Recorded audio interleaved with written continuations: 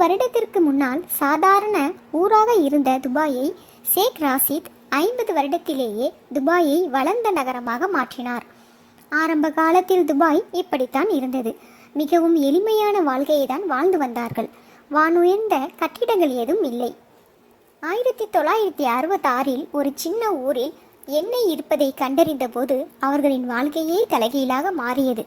அந்த நேரத்தில் இருந்த ஆட்சியாளர் ஷேக் ராஷித் எண்ணெய் வளம் குறைவாக இருப்பதைக் கண்டு இது நம் நாட்டு வளர்ச்சிக்கு பெரிதாக உதவாது என அறிந்த மன்னர் இந்த நாட்டை தொழில் வளமிக்க நாடாகவும் அனைத்து வெளிநாட்டு மக்களும் வந்து போகும் சுற்றுலா தலமாகவும் மாற்ற வேண்டும் என விரும்பினார்.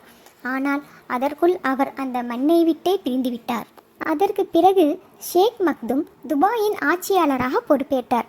அப்பொழுது டிஃபென்ஸ் மினிஸ்டராக இப்போது ஆட்சியாளராக உள்ள ஷேக் முகமது பொறுப்பேற்றார். மன்னர் ஷேக் முகமதின் நாட்டின் வளர்ச்சிக்காக கடினமாக உழைத்ததைக் கண்டு அன்றைய மன்னர் ஷேக் மக்தும் ஷேக் முகமதையே துபாயின் ஆட்சியாளராக மாற்றினார். ஆனால் ஷேக் முகமது தோல்வி அடைவார் என்று பலரின் எதிர்பார்ப்பு இருந்தது. ஆனால் அவரது விடாமுயற்சியால் பாலைவனத்திலேயே மிக உயர்ந்த கட்டிடங்களையும் மிக பெரிய செயற்கை வளங்களையும் உலகத்திலேயே மிக முக்கிய வியாபார நகரமாக மாற்றினார்.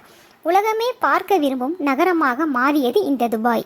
துபாய் நகரத்தில் வேலை செய்பவர்களுக்கு நீதமாக இருக்க வேண்டும் என்பதில் ஷேக் முகமது உறுதியாக இருந்தார். அதனாலேயே லேபர் லா ஸ்ட்ராங்காக இன்று வரை இருக்கிறது. இதனால் அங்கு வேலை செய்பவர்கள் மிகுந்த உற்சாகத்தோடு முதலாளிமார்களுக்கு அடிமைத்தனம் இல்லாமல் சுய கௌரவத்தோடு வேலை பார்த்து வருகிறது. இதுவும் துபாயின் முன்னேற்றத்திற்கு முக்கிய காரணமாக விளங்குகிறது.